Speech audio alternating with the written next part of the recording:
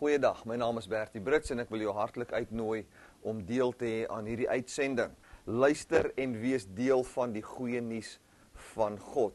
Dit is vir my voorreg om die woord vandag aan julle te verkondig. Dit is vir my voorreg om te kan weet dat ek die goeie nuus van geen veroordeling, die boodskap van die vervulling van die wet, die lewe van Christus in die harte van mense vandag kan verkondig oor Suid-Afrika en dat dit mense se lewens kan aanraak. Ek wil graag hê dat ons die Bybel moet oopmaak in Handelinge 21 en ons gaan verder aan met hierdie reeks waarin ons praat oor die vervulling van die wet. Nou ek het 'n paar SMS'e gekry wat teen is wat ek sê omtrent die vervulling van die wet en wat sê Bertie, maar dit wat jy verkondig is nie 'n ware leerstelling nie, dit is 'n valse leerstelling en natuurlik was nou 'n paar skrifte wat gekwoteer is. Ek wil graag net 'n bietjie van dit verduidelik en net vir diegene wat na dit luister wat dink ek sê man gaan sondig maar en die wet is sonde en daai tipe van ding sê dit is nie wat ek sê nie. Ek glo aan redding, ek glo aan die wedergeboorte. Ek glo daaraan dat sonder geloof af vir jou geen redding is nie. As jy nie Jesus Christus bely as jou redder nie, kan daar nie vir jou redding wees nie. So dit is hoekom ek so fanaties is oor die goeie nuus, want baie van ons dink dat as jy Moses bely, kan jy gered word. Nee, as jy Moses bely, is daar nie vir jou redding nie. Jy moet Jesus Christus bely. En baie keer dan het ons hierdie geveg vir, jy weet, ons moet Christus bely en eintlik bely ons Moses, want ons probeer die wet en die 10 gebooie bely as 'n weg tot redding. En daar is geen redding in die wet nie. Daar's geen redding in jou eie vermoëns om mense te probeer lief hê, om redding in jou eie vermoëns om te sê wel ek gaan nou gebooie gehoorsaam en reg probeer lewe nie. Daar is geen redding in reg probeer leef nie. Daar's net redding in om die regte ding te glo aangaande Jesus Christus en wat hy vir ons kom doen het. Ek onthou so baie goed, ek was eendag in George en ek het by 'n sakemanne ontbyt bedien en in die middel van die preek toe spring 'n man op en hy het nie opgespring, hy het so teruggelê in sy stoel, so 2 rye van voor af en hy skree toe kliphard. Toe sê hy, jy verkondig 'n valse lering, die Here Jesus gaan jou nog oordeel. En ek sê toe vir hom, meneer, verduidelik net vir my, wat het Jesus kom doen? Hy sê, Jesus het kom sterwe vir die sonde van die wêreld. Ek sê, nou het hy dit gedoen of het hy dit nie gedoen nie? Hy sê, ja, Jesus het gesterwe vir die sonde van die wêreld. Ek sê, met ander woorde, wat hy vir my sê is, hy die sonde van die wêreld kom wegneem. Hy sê, ja. Toe sê ek, nou meneer, waaroor stry jy? Want hy die sonde van die wêreld kom wegneem, sodat ons vandag kan staan voor hom, vlekkeloos en rein, hulle wat dit glo. Ons word gered wanneer ons glo en bely. Maar wat gebeur is, daar word soveel bygevoeg, jy weet, dit is glo en bely en hierdie 10 dinge reg doen. Nee, wanneer jy glo en bely, dan is jy reeds gered. En vanuit die openbaring van Christus, wat jy sien in die hemel, wat jou lewe is, manifesteer heiligheid en reinheid in jou lewe. Maar dis nie 'n voorwaarde vir redding nie. Wie ek ek wil vir jou dit so stel. As ek 'n pen vat en ek vra vir jou, kan 'n pen skryf? Wat gaan jou antwoord vir my wees? 'n Pen wat ink het, wat 100% reg funksioneer. Dis nou nie 'n droë pen nie, dis 'n pen wat kan skryf. Jy weet, hy het die vermoë tot skryf. Ek wil vra, daai pen, kan daai pen skryf? As jy vir my sê ja, dan sal ek vir jou sê nee, is reg. Vat die pen, sit hom neer op die tafel en sê vir hom skryf pen, laat ek sien. Die pen kan nie skryf nie. Jy skryf met die pen. Dis hoe dit werk. So dit hang af in wie se hand jy is, wat 'n brief geskryf gaan word met jou lewe. As jy in die hand is van redding, as jy in die hand is van die genade woord van God, dan sal jy sien dat Christus met die woord van genade 'n lewensbrief skryf in jou lewe van genade en guns en liefde. Wanneer jy die woord van liefde glo, is wanneer daar liefde in jou lewe is. Wanneer jy die woord van genade glo, is wanneer daar genade in jou lewe is. Wanneer jy die woord van geen veroordeling glo, is wanneer jy geen veroordeling in jou lewe kan hê. Jy weet, as 'n ou sit onder 'n woord van jy word die hele tyd veroordeel en dan word daar vir jou gesê gaan uit en moenie oordeel nie. Hoe gaan jy dit regkry? Dit gaan vir jou te moeilik wees. Jy gaan nie reg doen want al wat jy geleer is en al wat jy ken is oordeel. Nou, ek wil 'n paar van die skrifte net aanhaal wat gekwoteer is en ek het besef dat dit kan vrae wees in die harte van mense omtrent die vervulling van die wet en skrifte wat daar nie verstaan word nie. Nou, ek gaan hierdie skrifte verduidelik en dan wil ek vir die van julle wat vra het omtrent die bediening en vra het omtrent die leerstelling, die volgende sê. Indien jy verskil, dis reg, daar's nie fout daarmee nie. Ek meen ek verskil ook van ouens, jy weet, en ek kan vir hom 'n SMS stuur of 'n brief stuur en dan, maar die manier waarin jy verskil, glo ek moet as volg wees. As ek byvoorbeeld vandag gepreek het oor Handelinge 21, ek gaan nou Handelinge 21 gebruik hier vanaf vers 19. En jy verskil, verklaar dan Handelinge 21 vanaf vers 19. Dit help nie ons kom met 20 ander skrifte in die Bybel nie. Ek sê nie ons mag nie ander skrifte gebruik nie, maar verduidelik daai skrif dan aan die hand van ander skrifte. Dit help nie ons sê, jy weet Bertie, jy het nou gesê hierso dat die Bybel sê byvoorbeeld in 1 Johannes 3 sê dat die gebooie van God is om geloof te hê in Jesus Christus.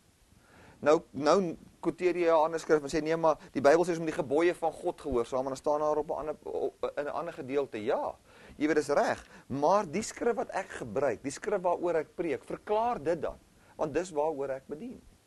So, ek wil nie hierdie gebruik as 'n geleentheid om myself te verdedig nie, maar al wat ek sê is dit help nie ons stuur, jy weet, jy stuur 15 skrifte wat uit konteks gekwoteer is uit ander gedeeltes van die Bybel en dan verklaar jy nie die gedeelte waaroor ek gepreek het nie. So as ek 'n gedeelte in die skrif gebruik wat sê dat die bediening van die dood was op klippe gegraveer en dit is die wet en die verskil van my, verklaar dan vir my daai skrif.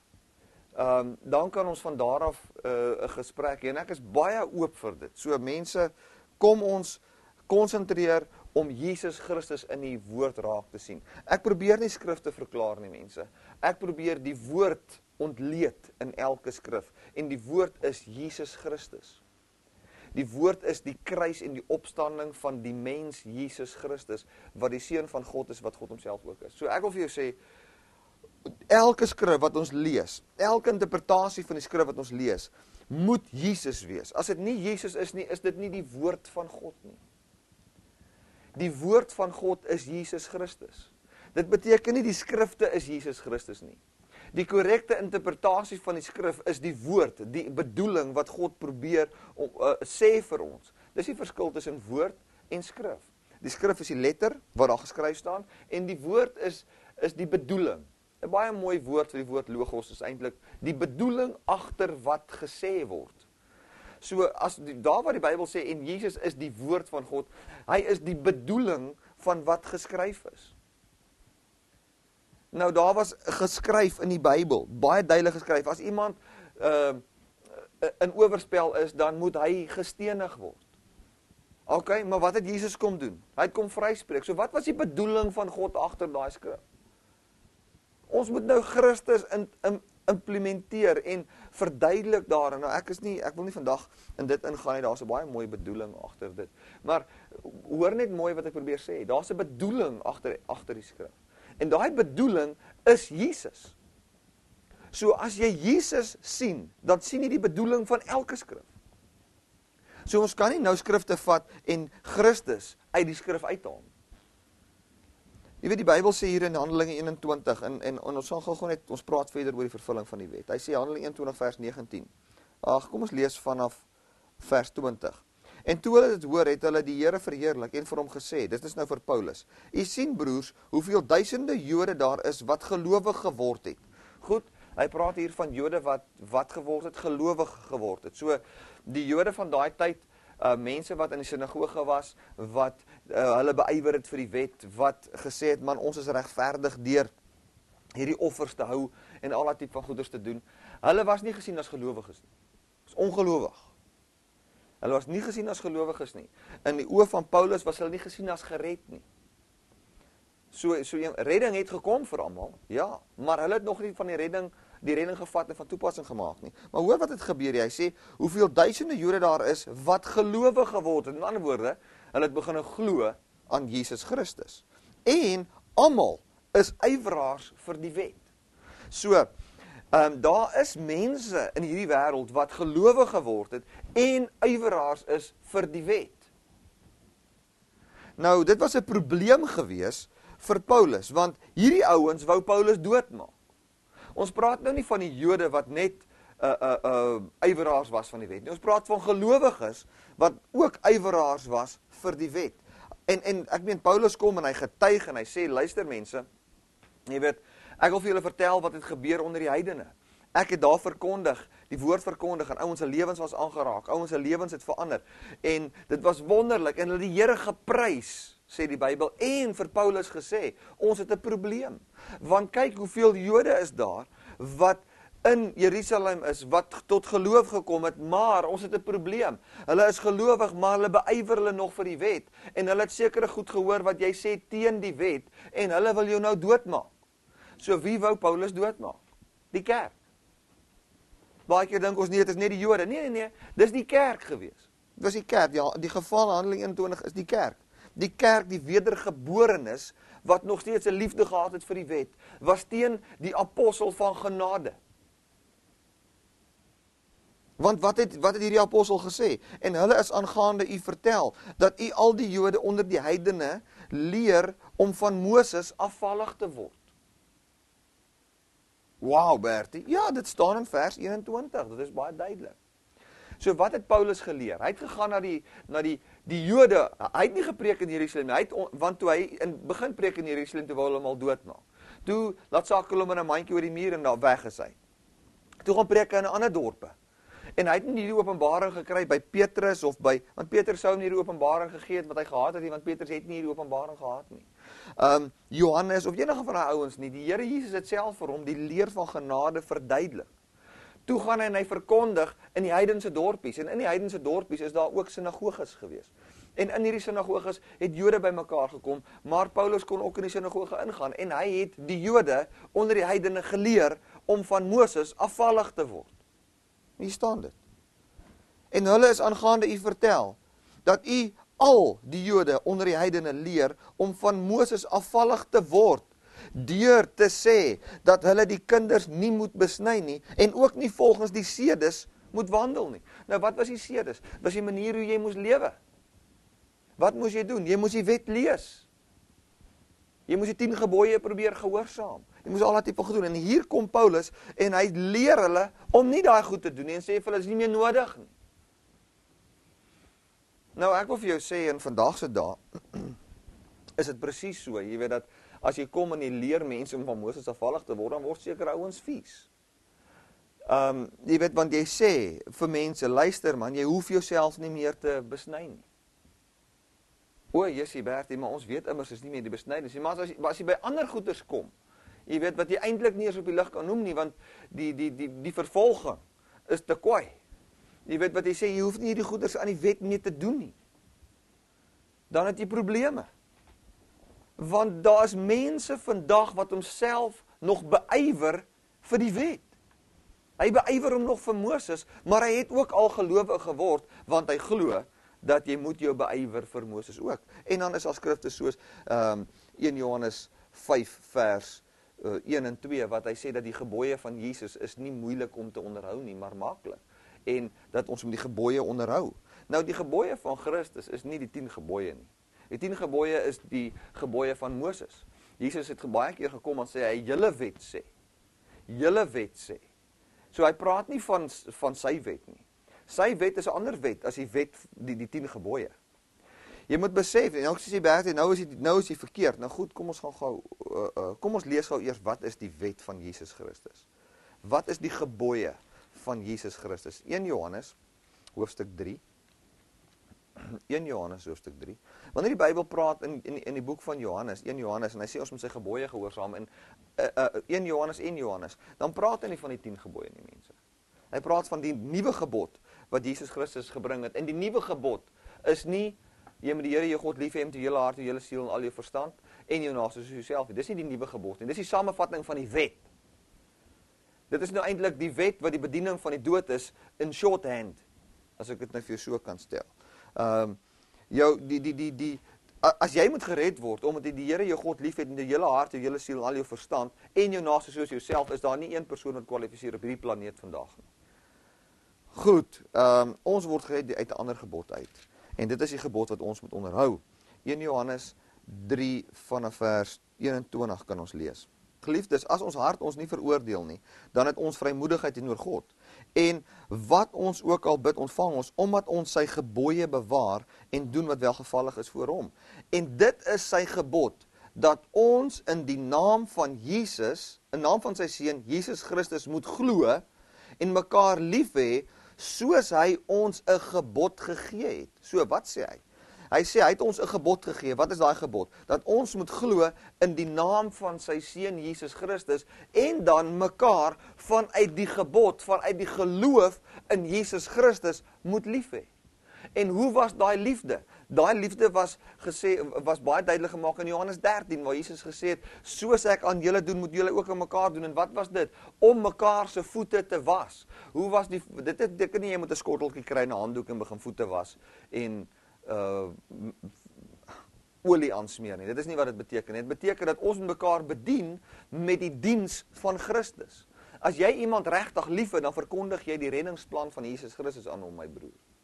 Jy het nie iemand regtig lief en dan gee jy vir hom die wet van Moses. Dan haat jy hom. As jy iemand lief het, dan verkondig jy Christus aan hom. As jy iemand lief het, soos jy jouself lief het, dan sal jy sê, ek wil gered word, vry van my werke. Daarom sal ek my naaste lief hê, soos ek myself lief het, deur Christus aan hom te verkondig en deel te hê aan die verkondiging van die woord en hom nie te veroordeel vir sy werke nie. Dit is die gebod wat ons het van God, om eerstens te glo in Jesus Christus. Ek wil jou vra, my broer, hoe word ons gered? Die persoon het ook vir my gesê, sê vir my, hoe glo jy word jy gered? Hoe word ons gered? Dit is baie eenvoudig. Glo in die naam van die Here Jesus Christus en bely hom as redder. Bely dat hy gesterf het en opgestaan het, glo dit met jou hele hart, dan is jy gered. Watter gebooie, wat moet ons doen om gered te word? Johannes hoofstuk 6. Kom ons lees Johannes hoofstuk 6. Johannes 6, baie duidelik. Johannes 6, vers 28. Hy sê, toe vra hulle hom, wat moet ons doen om die werke van God te volbring? Nou luister mooi, my broer, my suster. Wat moet ons doen om die werke van God te volbring? Jesus antwoord en sê vir hulle, dit is die werk van God, dat julle in hom glo wat hy gestuur het. En dan is daar 'n punt. Dit was vir Jesus genoeg. So, pastoor, laat dit vir jou ook genoeg wees. As jy geglo het in Christus, is dit genoeg vir Jesus, dan is dit genoeg vir my. En laat dit vir jou genoeg wees. Waarom sal jy 'n hoër standaard plaas as wat Jesus Christus geplaas het? Nou kan jy sê, nee, maar Jesus Christus het 'n baie hoër standaard geplaas. Hy het gesê, dat as jy net verkeerd dink, dan het jy klaar die wet oortree, en jy weet, al daai tipe van goeders. Weet jy, as jy gaan lees in Matteus, wat hy sê daar, hy kom in Matteus 5, dan sê hy Matteus 5 baie duidelik, hy sê daar, dat, hy sê geseënd is die saligsprekinge, en dan kom hy, dan sê hy in vers 17, ek het gekom, nie om vir julle die wet op julle te lê nie, maar om die wet, nie om die wet te verbreek nie, maar om die wet te vervul. En dan sê hy, en nou sê ek vir julle, dat, al dink jy verkeerd, al begeer jy net al begeer jy jou buurman se vrou, dan is dit meer as wat jy dit gedoen het. So, hy kom en hy stel 'n baie hoë standaard van wet daar. En dan kom hy verder aan, as jy gaan lees hier in hoofstuk 7, dan sê hy baie duidelik daar, hulle wat hierdie gebooie van my hoor en doen. Nou, ek sê, dis onmoontlik om al daai goed te doen. Maar dan sê hy, hulle wat al hierdie goed kan na luister en doen, ek sal hom vergelyk. Hy's dieselfde as 'n man, wat sy huis kom bou op die rots. En wat is die rots? Jesus vra vir Petrus, hy sê vir hulle, wie sê julle is ek? En Petrus haak af en hy sê, u is die Christus, die seun van die lewende God. Toe sê Jesus vir hom, Petrus, dit wat jy nou gehoor het God aan jou geopenbaar. Het my Vader in die hemel aan jou geopenbaar, want geen mens het dit vir jou gesê nie. God die Vader het aan jou geopenbaar, en op hierdie rots, dat Jesus die seun van God is, sal ek my kerk bou, en die poorte van die hel sal nie kan standhou daarteen nie. So ek wil vir jou sê, dat As jy al hierdie goed kan doen, as jy die heiligheid en die reinheid kan hê wat ek voorgelê het vir jou, nooit in jou hele lewe van die dag van geboorte tot die dag van jou sterwe een verkeerde gedagte het nie. Dan sal jy wees so heilig en so rein, soos die persoon wat die openbaring het dat Jesus die seun van God is en dat hy wat die seun van God is, beteken dat hy die mens verteenwoordig, dat sy reinheid op ons geplaas word as 'n gawe. Halleluja. So die ou wat alles reg doen, is net so heilig soos ek. Wat glo dat Jesus die seun van God is. Dit beteken dat die seun van die mens die seun van God is. Wat beteken dit? Dat die heiligheid van God die mens toegereken is. Die woord geregtigheid praat van 'n skaal. As jy geregtig is voor die wet, dan beteken dit die wet sit sy gebooie aan hierdie kant en jy sit jou gehoorsaamheid aan hierdie kant en dan moet die ding balanseer. Wanneer hy balanseer, dan is dit geregtig. Dan het hy opgeweeg. Nou die ding is wat gebeur het is, Jesus toe kom in Matteus 5 toe sê hy, julle sit die wet aan hierdie kant, maar ek sit hoër as die wet. Ek sit die heiligheid van God aan hierdie kant. En die mens moet opweeg met die heiligheid van God. En dit is vir jou onmoontlik. Daarom het God gekom en hy het gesê, ek sit in die hemel met my heiligheid en ek plaas my gees en ek inkarneer myself in 'n mens in Jesus Christus en die mens Christus sit sy gehoorsaamheid aan die ander kant en nou balanseer die mens uit met God, want God het homself geïnkarneer in 'n mens in Jesus Christus en nou is daar 'n balans tussen die twee. Daarom is die mens nou geregtig voor God. Wanneer jy jou geloof plaas en jou vertroue plaas op Christus, dan word die geregtigheid van God jou toegereken. En dit is die woord van God. En mense moet nie kom met 'n ywer vir die wet nie. Want as jy beywer vir die wet, kan jy dalk die woord van geregtigheid haat en die prediker van die woord van geregtigheid wil doodmaak. En teen hom wees. Ek wil vir jou sê, as jy sê dat hierdie woord van geregtigheid is 'n valse lering, dan sê jy wat Jesus Christus gepreek het is 'n valse lering.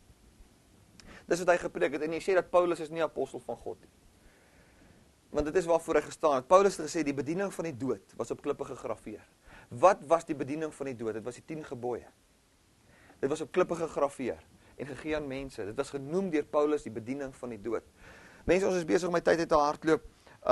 Onthou, indien jy ons het 'n mooi advertensie van die mense wat ons ondersteun aan die einde van hierdie program. Indien jy na 'n kerk toe wil gaan wat hierdie presiese selfe woord preek, gaan gerus na wat ons het op die einde, na Christensentrum toe. Jy sal sien dat die Here sal jou so seën in daardie gemeente in Secunda. Maak jou hart oop. Die Here wil hierdie woord van genade uitstort in jou lewe en onthou net, die Here het jou onvoorwaardelik lief en jy kan die liefde van God elke dag van jou lewe geniet. Die Here seën jou.